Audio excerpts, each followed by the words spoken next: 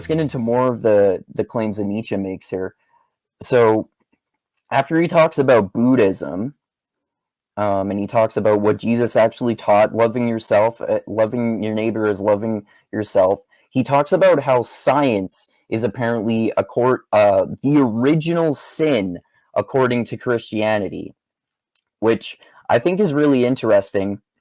And it gets into one of the ways that he kind of sounds like a rationalist, militant atheist again, right?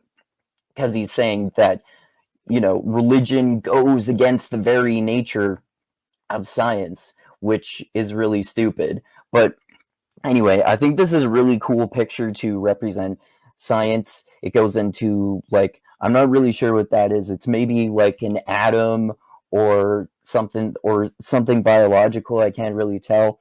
That looks like maybe a little bit of the genetic code right there. But I just thought that was an interesting picture to represent science.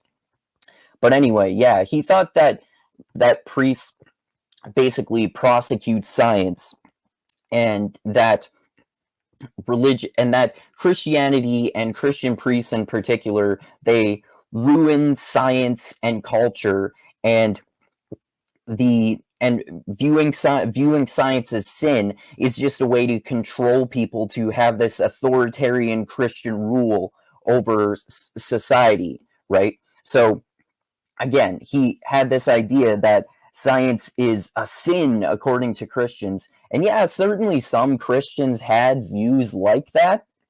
But again, it's not necessarily the case that religion is against science in principle, even though historically speaking, you can talk about many scientists who were burned at the stake for, suggesting a different way of that the world was organized. I forget what those words are, but that rather than the Earth being the center of the universe, the sun is, and the planets revolve around it, and the planet is moving, and it's round and not flat, and all of these claims that people were prosecuted and literally killed for.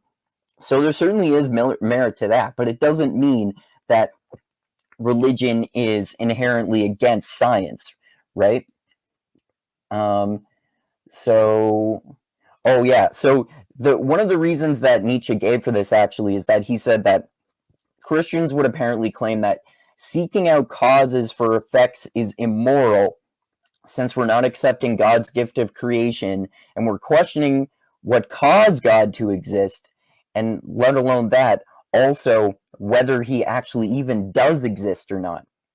So asking those questions about God, like even asking whether God exists or not, is against the nature of Christianity, according to Nietzsche.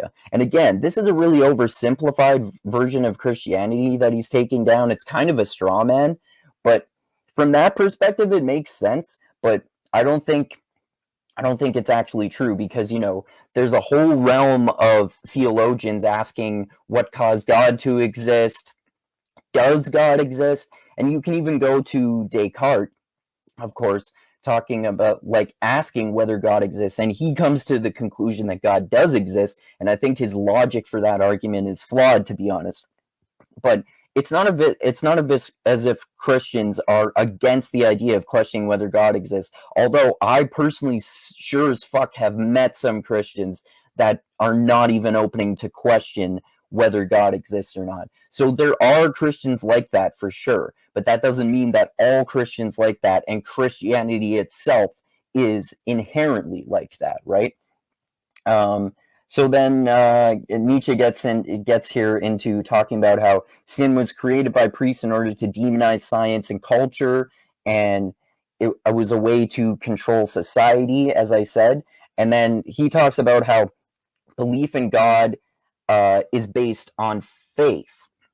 And of course, everyone knows that, right? That's why militant atheists and Nietzsche one of the reasons that they have a problem with Nietzsche is, with religion rather, is this idea of faith.